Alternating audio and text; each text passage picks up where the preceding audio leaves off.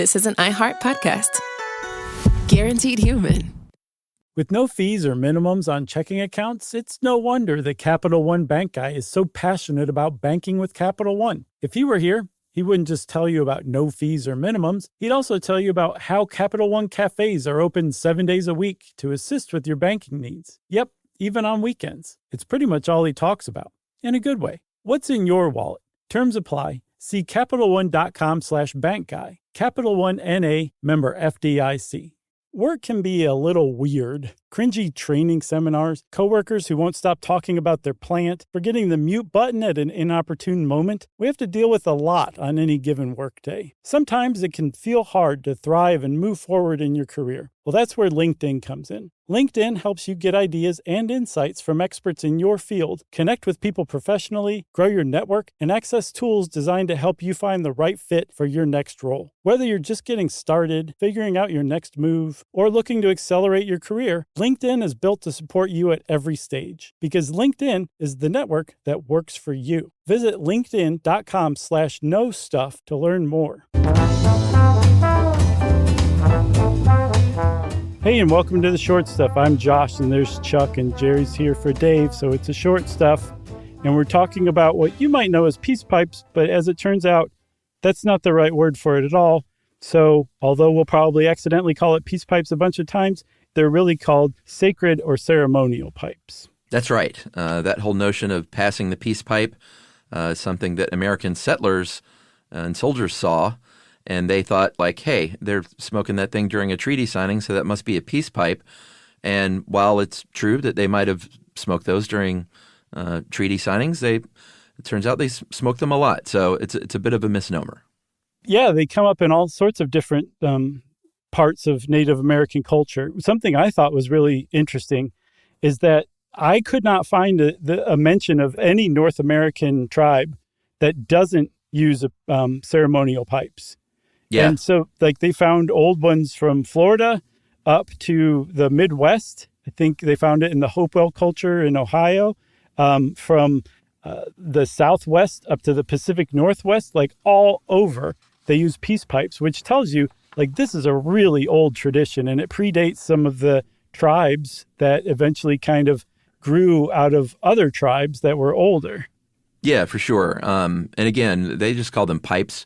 Mm-hmm. I think there's a broader term that you can use if you want to get more specific called a calumet.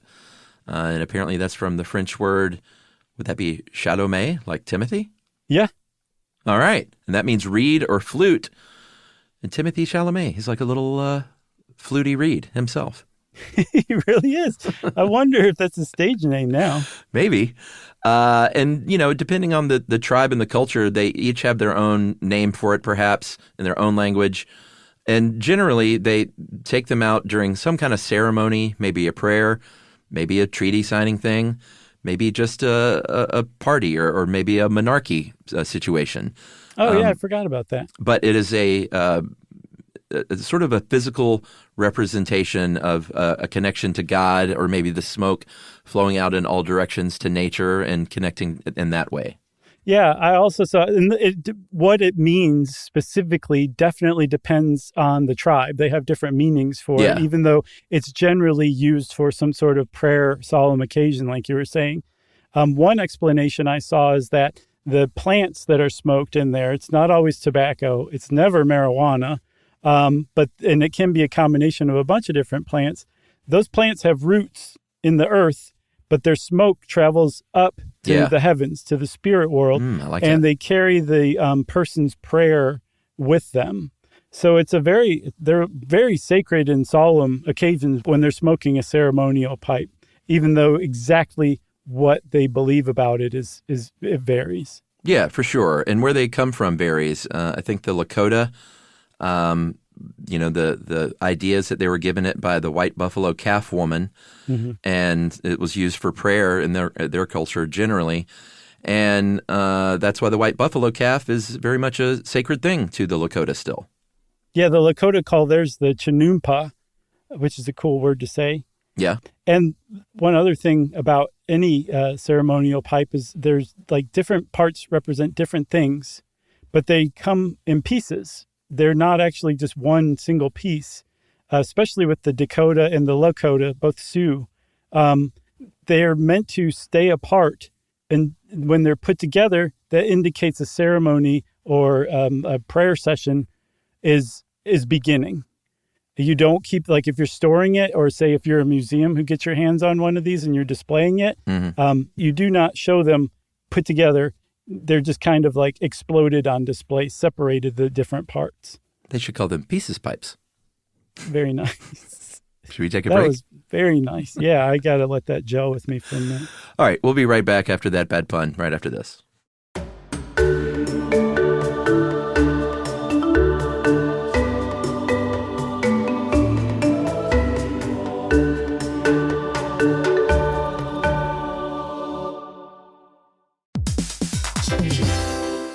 Hey everybody, we're here to talk to you about Wayfair, who believes that spaces should be functional, they should be comfortable, they should be well-designed, and they can be well-designed by you with their help. Your updated space should feel more comfortable, inviting, and practical for everyday use. And we're talking about outdoor seating. We're talking about grills. We're talking about major appliances. If you need storage solutions, Wayfair can help you out. Patio lighting, rugs, decor. It is your one-stop shop for home. Yeah, I mean, it's getting nice out, so it's time to think about living outdoors for the next few months. And Wayfair knows that outdoor furniture, it's heavy, it's intimidating to assemble. So Wayfair has stepped in and said, we're going to handle the hard part so you don't have to. That's right. You can shop Wayfair Verified, your shortcut to the good stuff. And that means their team of product specialists are going to vet everything by hand using a 10-point inspection, testing things like, quality materials, functionality, and features, and even how long it takes to build that piece of furniture. And the overall experience save time, reduce hassle, and improved convenience. Patio season is here, and these deals won't last. So head to wayfair.com right now to get your outdoor space ready for way less. That's WAYFAIR.com. Wayfair, every style, every home.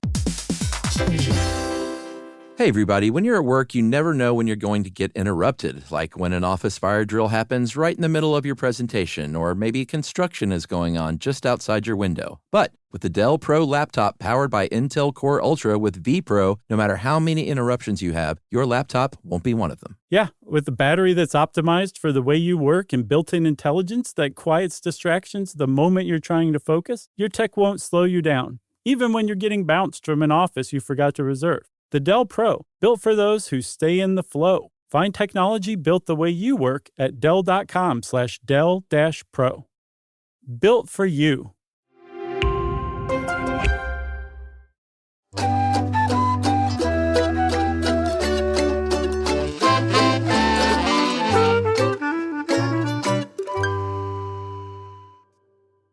So one of the other things that a lot of ceremonial pipes have in common in North America is that they are made from a specific kind of rock.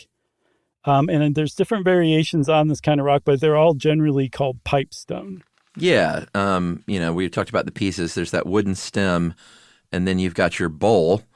It's like an L-shaped bowl or a T-shaped bowl. And that is that pipestone. There are different colors of pipestone, so they're often very pretty pipes and pretty bowls. But there's one apparently that's a little more revered, and that's the red pipestone from Pipestone National Monument, which is southwest Minnesota. And apparently it's that particular pipestone is considered sacred by a lot of indigenous tribes. Yeah, like they'll come from all over North America to get the red pipestone. It's a kind of catlinite, which is a stone made from clay. And it's actually fairly easy to work with. But to get to it at Pipestone National Monument, number one, you have to get a permit. Number two, you can't get a permit unless you're enrolled in a North American tribe. And then number three, it's going to take you a while to get there because the red pipestone at that park only exists underneath a thick quartz layer. And you're only allowed to use hand tools like pickaxes, chisels, sledgehammers to get to it. And the park rangers recommend expecting to do at least a weekend's worth of work with multiple other people, but that some people end up having to get an annual pass because they have to just keep coming back and coming back and to finally get to it. And can you imagine if you dedicated months to this and you came back for that last time, you're like, this is the one, and to find somebody else had just used the rest of your work, dug through it, and got to the red pipestone and you had to start over? Yeah, I thought you were going to say you finally make that beautiful bowl out of the pipestone and then your friend Gary knocks it off the kitchen counter. Either way, it was probably Gary who used your hole in the first place too. So either way, Gary's to blame. Gary, notorious hole user. Mm-hmm. So it's not always that pipestone. Sometimes it's limestone, sometimes it's bone or pottery or shale. But that pipestone's what you're really after. The stems are generally wood, maybe alder or ash, and they're usually decorative, not always, because like we said, there are all different kinds of pipes, some for different ceremonies, some just personal pipes. A lot of times they'll have feathers and beadwork. Some are just plain, though. And like you mentioned, they smoke of a variety of things, not always tobacco. Sometimes it's dried bark of maybe a red oyster dogwood. Maybe it's a ground shrub if you're out on the prairie. And like you mentioned, it's never marijuana. That is just some dumb joke made by white people at some point, probably in a cartoon strip or something. So that, in R. Crumb strip? Yeah, maybe. Fritz the Cat.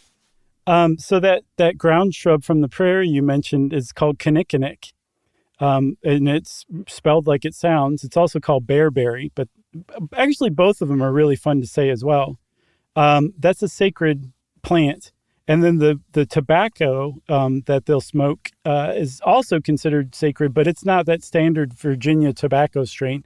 It's an older indigenous strain to the United States that's much more potent, just stronger tobacco. So I'm sure in a pinch you could use the Virginia kind, but there's apparently a preferred kind that's not that. AKA the good stuff. Yeah, exactly. So I also said that you're not supposed to keep the pipes put together. Yeah. In addition to the stem and the bowl, there's also often a mouthpiece too. So these three separate parts are brought together to begin a ceremony. It might be in a sweat lodge. Like you said, it might be as part of a wedding. There's all sorts of different times to use it. But in some Native American cultures, they were used to basically seal a peace treaty between warring nations. And there was a process for doing this, and there would be a medicine man involved, and then you would bring together the chiefs of the two warring tribes. Yeah. And the cool thing about it is the medicine man and each of the warring chiefs brings a piece of the pipe. The medicine man puts it together, and then it's kind of like, all right, we're all connected again. Yeah, that's great. I love what it symbolizes, and it's something that's not, it's something still happening. And I think this is from HowStuffWorks.com, and they interviewed, I think, a woman from the Lakota, maybe. Mm-hmm. And she's like, this stuff is not past tense. Like, we still have our culture, and we still do these things. Yeah, her name's Gabrielle Drapeau, and she's with the Yankton Sioux tribe of the South Dakota. Oh, okay. Well, she just makes a point, like, this stuff is not in the past tense. Like, we still, I think a lot of people look at it that way as like, oh, they used to smoke these ceremonial pipes. And she's like, no, we still do this. We still have our culture, and it's still sacred to us. Yeah.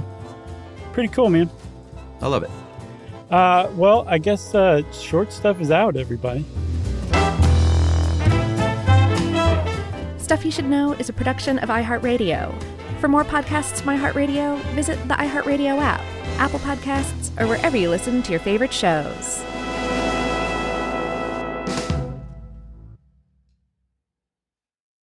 Geico presents a 30-second podcast between your podcast. Today's story is shared by one of our listeners. It's called Betrayed by Bill. It was in that moment I caught who was staring back at me in betrayal, or more like what? My insurance bill. With trembling hands, I grabbed my phone and switched to Geico, saving about $900 in the process, and never to be betrayed again. Now that was bloody riveting. It feels good when the story ends with savings. It feels good to Geico. This is an iHeart podcast. Guaranteed Human.